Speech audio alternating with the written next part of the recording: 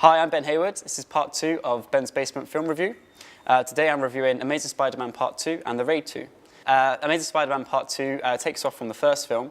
Andrew Garfield has got 3 villains to come up against. He's got Rhino, Green Goblin and Electro. Electro is played by Jamie Foxx. He's a really interesting character. He's really powerful, but he's kind of wasted in the film.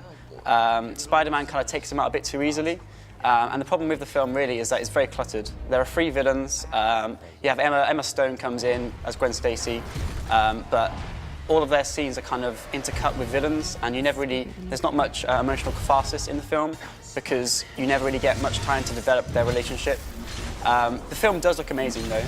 It's very light-hearted. The tone of the film is kind of more towards the Marvel tone rather than like Dark Knight Rises or The Dark Knight. It is more for kids, Spider-Man 2.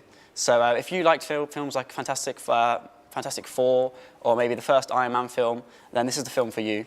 And it's just a good blockbuster film, really. It's not a movie that you're going to recommend to everybody because it's just kind of one that you'll sit with your popcorn, munch away, enjoy the action, come out thinking that was a good film. The Raid 2, directed by Gareth Evans, is a sequel to his first film, The Raid. The Raid was a smash hit in 2011. It was made with just a £1 million budget. Gareth Evans is actually Welsh. He went to the Atrium and he studied script writing. The Raid 2 is not your typical action martial arts film. It's actually, the scope of it is so much bigger. He's got at least 3 gang members and cartels, and they're all fighting to control the Indonesian underground.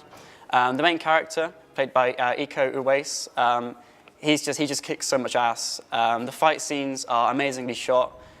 You've got sweeping long takes. There's a long take inside a prison that lasts about 8 minutes, and the camera just weaves in and out of the action. And because all of the actors are actually trained martial artists, you haven't got any of the awkward pauses.